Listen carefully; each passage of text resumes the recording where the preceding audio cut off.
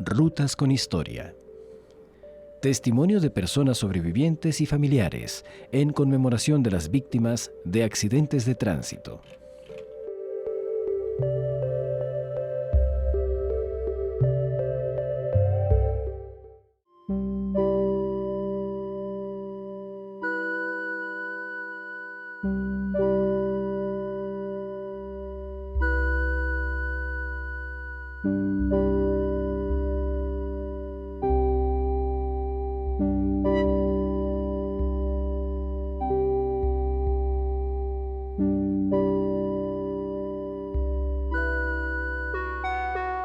Las rutas de nuestro país están llenas de historias. Millones de personas se movilizan a lo largo y ancho de nuestras calles con diferentes fines. Todas propensas a sufrir un accidente, un acto fortuito que puede ocurrir y cambiar vidas en cualquier momento. Sin embargo, muchas de estas situaciones se pueden evitar. Según datos de la Dirección General de la Policía de Tránsito, en el 2020 se reportaron en nuestro país 90 personas fallecidas en sitios por accidentes con automóviles, uno de los medios de transporte más utilizados por las y los costarricenses. Los accidentes de los vehículos automotores, específicamente de los que conocemos como automóviles, efectivamente se asocian principalmente a la imprudencia y al exceso de velocidad. Nosotros como institución, preocupados de esto, estamos haciendo esfuerzos especialmente en avanzar en la inspección a través de tecnología. Sin embargo, la única forma realmente de impactar este tipo de accidentes es a través de la conciencia del conductor. La preocupación mayor está en que la persona que está dentro del vehículo siente seguridad. ¿Por qué? Porque nosotros, de hecho, como país, tenemos un modelo de inspección técnica vehicular bastante bueno. De hecho, es de los mejores de Latinoamérica y de Iberoamérica más bien, donde la inspección, al ser anual y semestral en algunos vehículos, genera esa seguridad del equipo. Adicionalmente, somos un país que tiene habilitado la obligatoriedad del uso del cinturón de seguridad. Estos elementos hacen que el vehículo por sí mismo sea seguro.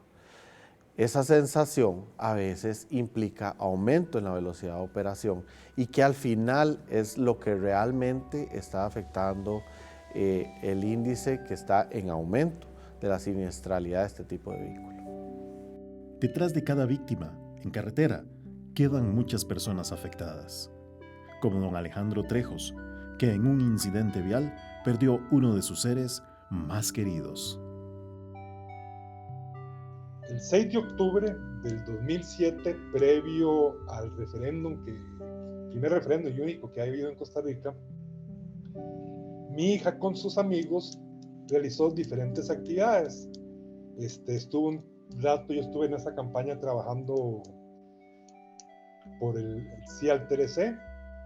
Mi hija pasó un rato ahí, estuvo conmigo ayudándome, pegando banderas, como buena pegabanderas que en algún momento fue. Y después de eso se fueron a preparar sándwiches, porque ellos los domingos distribuían entre los indigentes sándwiches y participaban en programas similares a Chepe se baña y ese tipo de cosas, ¿verdad?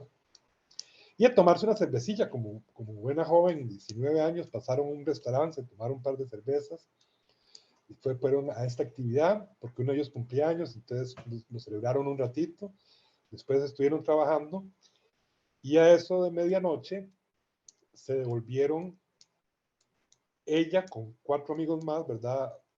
2 adelante y 3 atrás en un automóvil.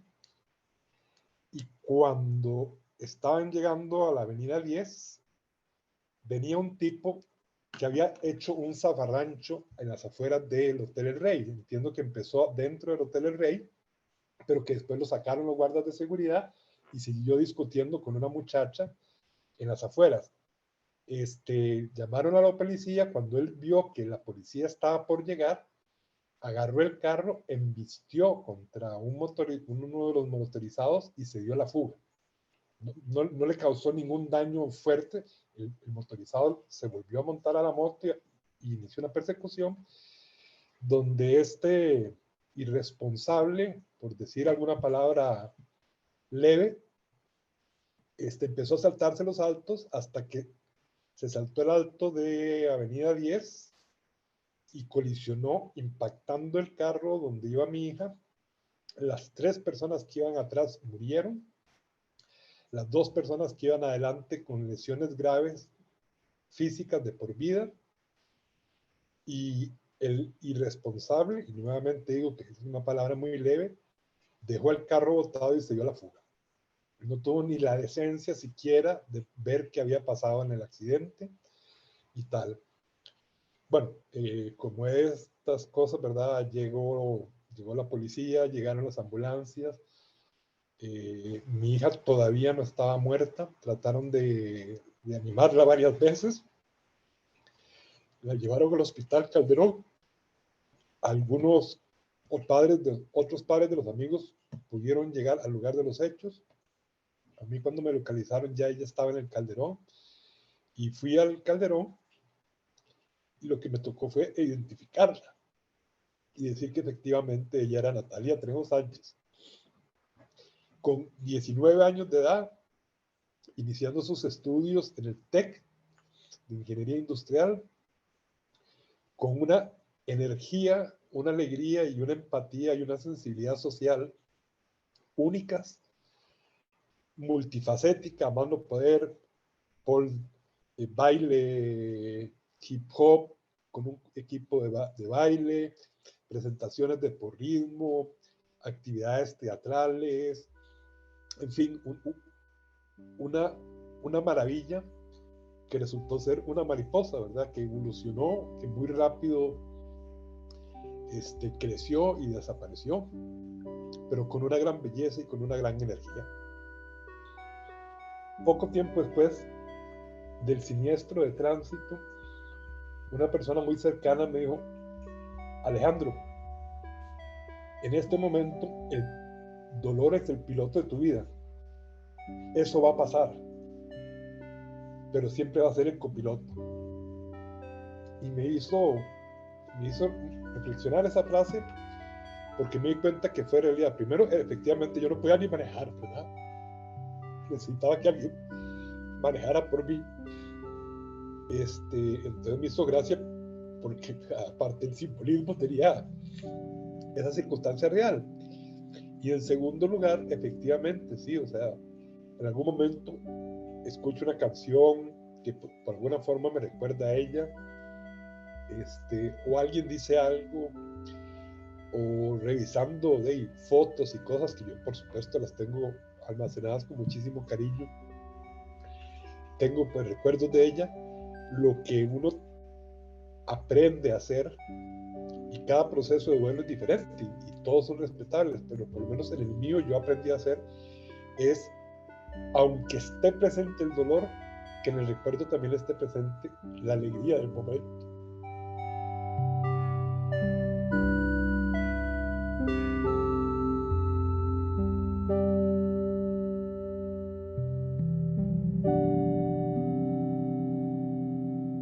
El país ha sufrido un aumento en las colisiones o siniestros viales que se asocian al vehículo automóvil. Esta situación se asocia principalmente al exceso de velocidad que se ha venido dando a través de la misma restricción vehicular.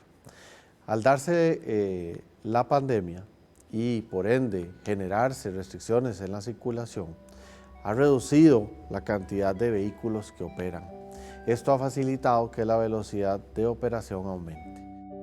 Conozcamos la historia de Rebeca Salazar Mesén, que un viernes 18 de septiembre del 2020 vivió junto a su esposo, Alex, una situación que marcó su vida para siempre.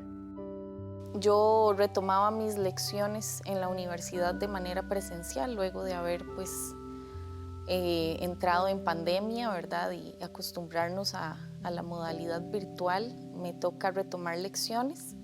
Mi esposo me va a recoger a la universidad ese día, me invita a cenar para salir un poquito como de la rutina y el cansancio de estar full en casa, ¿verdad? Los 6, yo accedo, nos vamos a cenar, estábamos compartiendo un rato lindísimo. Siempre digo que cuando uno la pasa bien, el tiempo se va volando, no nos percatamos de la hora, ya eran las 10:30 y pues teníamos que trasladarnos desde San Pedro Montes de Oca hacia Escazú. Mi esposo entró en un estado de ansiedad pues bastante complicado y empezó a estresarse muchísimo por el hecho de pensar que nos iban a quitar las placas, que un tráfico nos iba a parar, y pues él tomó la decisión, la mala decisión de correr muchísimo. Iba a alta velocidad. Cuando vamos a la altura de Rancho Guanacaste, ahí por Plaza América, donde él se cambia de carril, pierde el control del vehículo, impactando inmediatamente el muro de contención que divide la carretera en ambos sentidos. El vehículo da 3 golpes más del lado del chofer. Esto hace pues que mi esposo salga proyectado hacia el parabrisas. Él pega su frente del lado derecho, se fractura el cráneo, queda inconsciente. Esto hace que su cuerpo se salga por la ventana, sus brazos, por lo que en medio del vehículo y el muro estaban los brazos de mi esposo. En ese momento, segundos antes del impacto, yo me quito el cinturón de seguridad para tomar el bolso que venía en el asiento trasero, sacar mi celular y ponerle un mensaje a mi hermana para avisarle que íbamos de regreso. Lamentablemente, pues yo salgo proyectada del vehículo hacia la carretera. Tuve 2 exposiciones óseas, una en la frente del lado izquierdo y pues del lado derecho casi me despego el cuero cabelludo por completo, quedó agarrado de 1 centímetro. Me quemé el brazo, la mano derecha por fricción en la carretera, mi espalda también. Sufrí una ruptura del cartílago de la oreja derecha y pues golpes varios en el resto de mi cuerpo. Debido al accidente, Rebeca y Alex fueron trasladados de emergencia al mismo centro médico. En ese momento, mi esposo es ingresado inmediatamente al quirófano. Yo esto no lo sabía. Yo estaba esperando noticias de él en el pasillo de emergencias del hospital. Me suturaron la herida del costado derecho de la cabeza y la de la oreja, que era lo que podían como reparar en ese momento. Y cuando estaba esperando a tener noticias de él, me trajeron una hoja y me dijeron: doña Rebeca, necesitamos que firme la amputación de los brazos de su esposo y que nos dé el consentimiento. Yo no me imaginaba que él iba a perder sus brazos, a pesar de que vi sus lesiones. No me pasaba por la cabeza jamás que esto fuera a pasar. Y me negué en ese momento a firmarla. Le dije al médico: yo no puedo firmar eso, mi brazo estaba completamente vendado, soy derecha. Y pues realmente me bloqueé de nuevo. Empecé a negar lo que estaba pasando. Le dije al médico: lléveselo a la mamá de Alex, que fue la primera persona que llegó al lugar ese día, sin pensar en lo que esto también pues provocaría en ella. La mamá de Alex recibió la llamada que yo creo que ningún papá y ninguna mamá quiere recibir, y es: su hijo tuvo un accidente, venga al hospital. Nunca le dijeron la magnitud de lo que había sucedido, por lo que la boleta le tomó por sorpresa y la dejó también perpleja y en estado de shock. Estaba como fuera de la realidad. Realmente yo creo que uno no se imagina que a uno le pueden pasar estas cosas. Normalmente lo vemos en las noticias, en los periódicos, y lo que pensamos es como: ay, pobrecillo, qué mal. Pero no estamos conscientes de que en un segundo la vida te puede cambiar.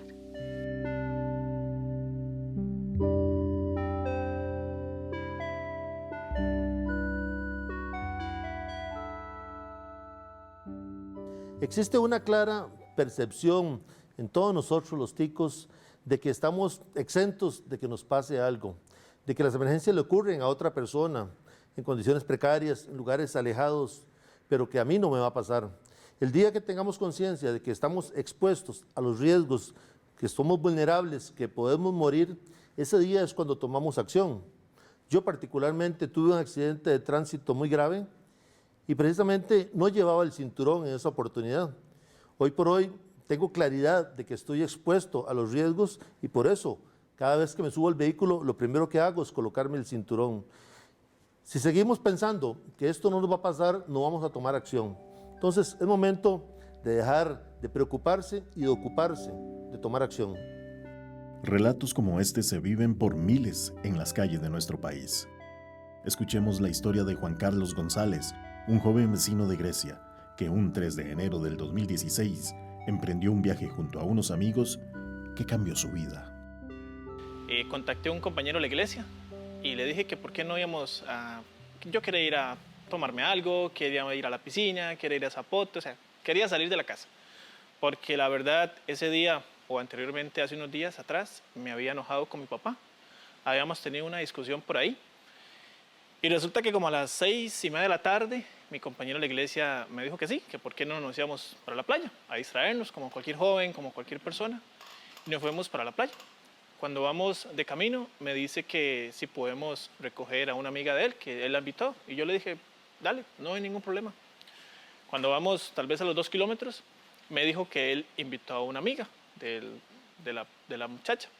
Entonces yo le dije, no hay ningún problema, usted puede invitar a su abuelita, puede invitar a su mamá, que no tengo ningún problema. Yo lo único que quería era disfrutar, pasarla bien. Y resulta que compartimos y más o menos como por ahí de la medianoche, se acerca mi amiga y me dice, Juanca, vamos ya. Entonces yo le dije que por qué, si tal vez teníamos unas horas de haber llegado. Y resulta que me dijo que tenía que llegar a la 1 a su casa. Entonces en ese trayecto tal vez había de las 12 a la 1 para llegar a Atenas.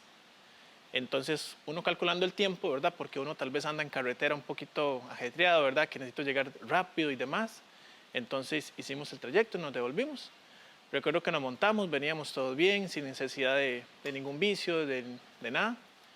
Y cuando veníamos de camino, me acuerdo que mi amigo rayó un vehículo. Y después de eso le puedo decir que es lo último que me acuerdo. Después de eso me acuerdo que nos fuimos en un hueco, en la carretera. Y yo soy un poquito bromista, ¿verdad? Entonces empecé a hacerle como bullying y entonces le dije, ay, mira, había un hueco, no sé qué, y empezamos a vacilar. Y para serte sincero, eso es lo último que me acuerdo. Lamentablemente ese hueco cambió mi vida. Ese hueco hizo que el carro tuviera una falla mecánica, le falló dirección, le falló frenos y dimos vueltas y colisionamos contra un poste del tendido eléctrico en la cual Juan Carlos no se acuerda absolutamente de nada. Esa noche del 3 de enero del 2016 le puedo decir que mi vida no volvió a ser la misma. Juan Carlos fue trasladado inconsciente al hospital, donde despertó un momento después. Cuando ya me siento un poquito mejor, yo pedí ayuda y la doctora me decía, muchacho, lo vamos a trasladar al Hospital México. Entonces yo dije, si tal vez esta doctora o esta enfermera dice que me puede ayudar, pero si no, entonces me voy a levantar y voy a buscar otra persona que me pueda ayudar. Cuando yo hice a ponerme de pie, mi vida se me vino encima. Del ombligo para abajo, Juan Carlos estaba muerto. Del ombligo para abajo, Juan Carlos no sentía sus piernas.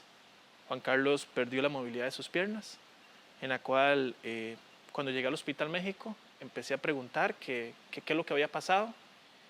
Y entonces recordé que yo andaba con 3 personas más. Pregunté por uno, mira, es que está en el hospital porque salió expulsado. Y pregunté por el chofer, mi amigo, y lo tienen detenido. Y yo, ¿pero por qué? Nadie me daba razón. Entonces pregunté por la otra muchacha. Y me dicen, Juan Carlos, lamentablemente ella muere en Nucá, una joven de 22 años, en la cual muchas veces usted le pregunta a la vida, le pregunta a Dios, esas preguntas que nos hacemos tal vez todos los días, ¿verdad? ¿Por qué a mí? ¿Por qué yo tuve que sufrir un accidente de tránsito? Y ese día le puedo asegurar que fue la noche más amarga que he vivido en mi vida, cuando me dijeron, usted no vuelve a caminar, usted del ombliguito para abajo, sus piernas, casi que me lo dijeron así, usted de su ombligo para abajo, ya usted no sirve. Y uno como hombre, como ser humano, porque siempre anhelé ser papá, siempre he anhelado ser papá. Y cuando usted le dice, mira, usted ya no vuelve a caminar. Aquel muchacho que le gustaba jugar fútbol, aquel muchacho que le gustaba compartir con sus amigos, aquel muchacho que le gustaba, vamos a mejenguear. ¿Y dónde queda la vida de ese joven que tan solo 25 años?